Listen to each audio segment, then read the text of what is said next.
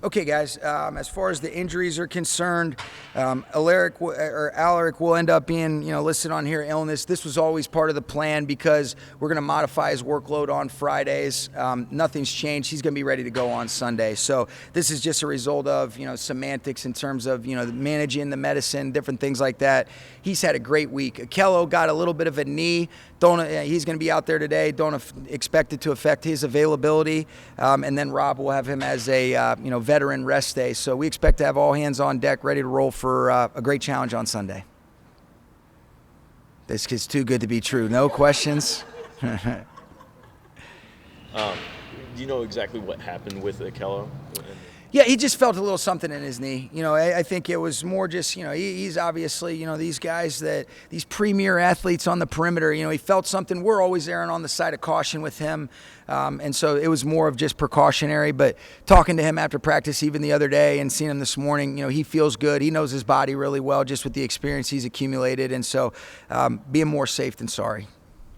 Coach, you faced Ryans in the past when he was the DC for the 49ers. Yep. How has that influenced, your strategy for Sunday? I mean, it affects. I think you have, tremendous respect for what DeMeco's about. That is a good distraction over there with the dummy being able to be just banged up right there. Okay, but yeah, there's just a lot of respect, a lot of appreciation for the style of play, the commitment to a philosophy, understanding the types of players that can really bring that to life. I think when you look at what DeMeco's done in 2 years, he has quickly put his imprint on that football team. They play hard. There's a certain philosophy at which they play, and I think it's a lot of times reflected in his personality. I mean that in a positive way. So it's a great challenge, but that's what makes this stuff worth it, is every single week you feel like you're up here, great coaching, great players, and this is a team that's won their division the last couple years, been to the divisional round, and and they've got a lot of cool pieces that they've added. They've got a new offensive coordinator who we're familiar with, but don't know what he's going to do, and so we're looking forward to rolling this thing out and getting going at 125 on Sunday. Sean, it's only been 1 week, but what has it meant to you to have so many coaches returning and you're not losing them this year? Yeah, it's big, Maria, and I'll tell you this, there's a trust, there's an understanding of how do we work best together, how do we learn from some of the moments. I think what's been cool about the last couple years, especially with guys that have been here, we've been through some adversity, and I've seen guys show that they can stay resilient, they can stay steady, so that means a lot. On the flip side, we do have 6 new guys, Jimmy Lake returning, but I'm also so excited about, bringing new guys into the mix and being able to establish, our culture, and they're always a new part of it. And so it's been challenging replacing coaches, but it's also been invigorating because you get to learn from so many people, and you bring your kinds of people in here where there's a similar core value system, but there's also different personalities and experiences that make us, excited about evolving and adapting on a yearly basis. But having leadership positions and the continuity when you're looking at the OCDC,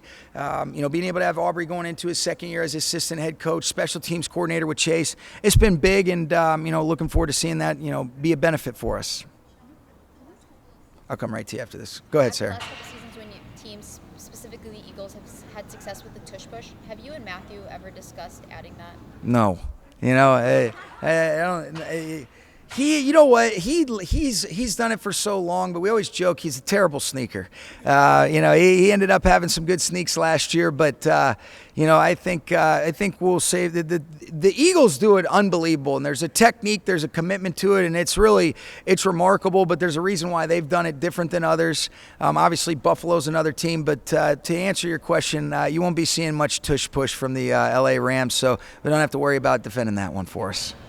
Go ahead, Aaron. A couple of days ago, you were talking about the Texans' pass rush. Yep. When you look at the team big picture, what do you feel makes the Texans so lethal or very special? Or Yep. I think it's the ability to get home with 4. They don't necessarily, I think DeMeco does a great job picking and choosing his spots, but when you can apply pressure with a 4-man rush and play loaded zone where they are so consistent and cognizant of, they understand the issues, their coverages can morph accordingly based on how you distribute the field and the way that they play.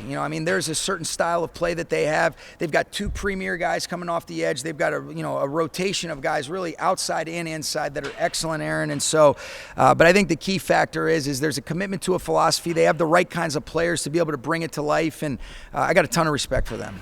Sean, CJ's been more vocal this offseason about getting more to do, what you wanted. Yeah. Having more that he can orchestrate pre-snap and have autonomy over.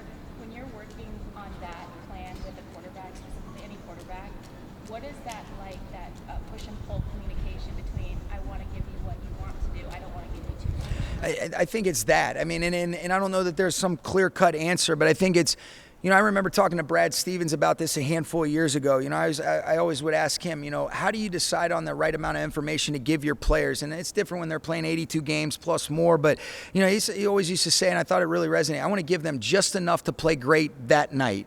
And so I think it's, we want to give these guys just enough to be able to go play great. And certain guys, I think you got to also understand, what does that player want? Matthew Stafford loves having the ownership and autonomy. And I've been around some other quarterbacks that say, hey, I want you to just call the play, and then, I'm going to have a trust that we'll be able to do that and operate accordingly. So I think it's understanding, what do the players want? What are they capable of handling? And ultimately, what's the best way that we can put them in a position to have successful outcomes, snap in and snap out? How do you feel like Matthew is just reintegrating himself to the starting quarterback role, just given the amount of time that he had? Yeah, I think he's been awesome. I think it is a rare situation. He's so sharp. He truly is an extension of the coaches. He's got a bunch of experience. We wanted to have a modified approach to his preseason anyways, so it kind of naturally sorted itself out. I think he's done a great job. We've altered some of the different things that we've done over the last few weeks to get him more reps than maybe we would have done otherwise. So feel like we made up some ground, and I'm excited to watch him lead the way. It's a good thing for the Rams. Do you have a plan for how you're going to use your 3 running backs during a game? Do you know basically how many snaps they're going to get, or do you let the flow of the play dictate? It's a little bit of both, Greg. You have kind of a rotation based on drives, but if you say, okay, we're going, let's just say, for example, you're going on like a 2-to-1. If you go 3 and out, or if you go 15 plays on one of those drives, then maybe you alter and adjust it. But we do have a preset idea of percentage of snaps in a game that you want to come out at, and we try to be able to be consistent with that across the board. There's certain positions, offensive linemen, they're playing every single snap unless something unforeseen. The quarterback's playing every snap, but with positions, especially the skill ones on offense, and even some guys on defense based on your personnel groups, receivers, tight ends, backs, we always try to be consistent and have an idea of how we want it to unfold, but the flow of the game is a real thing as well.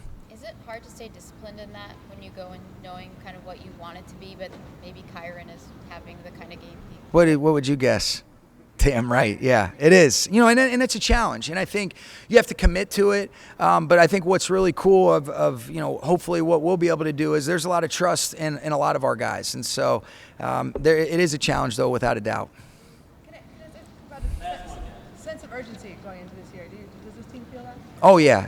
I think what we always strive to do, I think what I would hope that you feel from our operation is there's a sense of urgency and an enjoyment. And I think that is a real delicate balance to be able to walk. But I've never seen anything done that was worth it without a sense of urgency. And you kind of just see that more than anything you can say, and you can kind of feel that. And I like the feel that I have from this group, these coaches, these players, just our building as a whole. But I also like the fact that I think guys want to come back the next day. There's an enjoyment. It doesn't have to be miserable pursuing greatness. How do we enjoy all of it? How do we know that we're growing in the midst of maybe some uncomfortable circumstances? But urgency and enjoyment, I would hope that those are calling cards for us. All right? Thanks, guys.